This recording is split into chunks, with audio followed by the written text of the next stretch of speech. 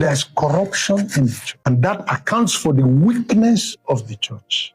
And the weakness of the church is the reason why we are vulnerable. I am being persecuted by the churches in Nigeria. And the reason is simple. Maggots will never like anybody who is removing the rot, because maggots survive in the rot. When I came up talking about, look at what I have just explained to you. These pastors will not like to hear that. Sir, we have been keeping quiet, keep quiet, don't talk. That's how things got spoiled to this level, sir. Now, gay churches have started in Lekki. Gay churches have arrived in Nigeria, sir, and they are Pentecostals. You will not go there now and see a Baptist gay church or Anglican. They are Pentecostals. And the greater problem that the Nigerian church is facing today is from the Pentecostals, the general overseers. They are now, what they do, they don't want anybody to talk about it. Maybe for the first time after a long while, because everybody is afraid. As Omoleyin is not, I am 74. I've been preaching for 50 years. Who am I supposed to still be afraid of? Where are they coming from? How many of them are my seniors? So when you start talking and criticizing the rottenness in the church, the way I have been doing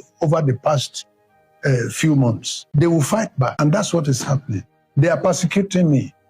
I will be heading somewhere to preach. They will send there and say they should not allow me. I was to preach in Arakeji and they invited me. Just as I was trying to go, they brought a letter that you have been banned. I was to start a revival in a church in London Friday, 4 days ago. I'm supposed to be rounding yesterday service and be coming home now. They bought my ticket. On my way to London, they say you have been banned.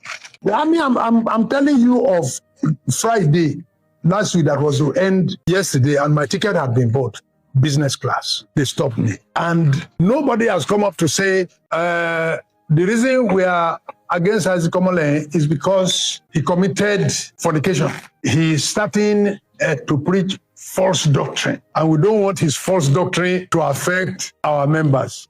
If there's a Bible sin that has been highlighted against me, then I will do a soul searching, maybe repent of it.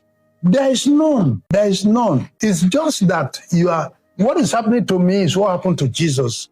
And I don't know how Jesus would have run a ministry without talking about the Pharisees and the Sadducees and the Sanhedrins, about the system, the rotten system he met. What type of ministry would Jesus be running at that time? And he will not talk about Pharisees, he will not talk about Sadducees. He had to, and he did.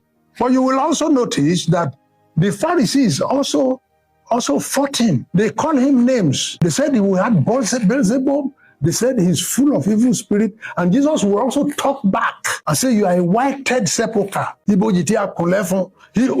So it was a running battle between Jesus and the Pharisees. And that's what I am going through. It's normal. It's biblical. I am not in any strange land.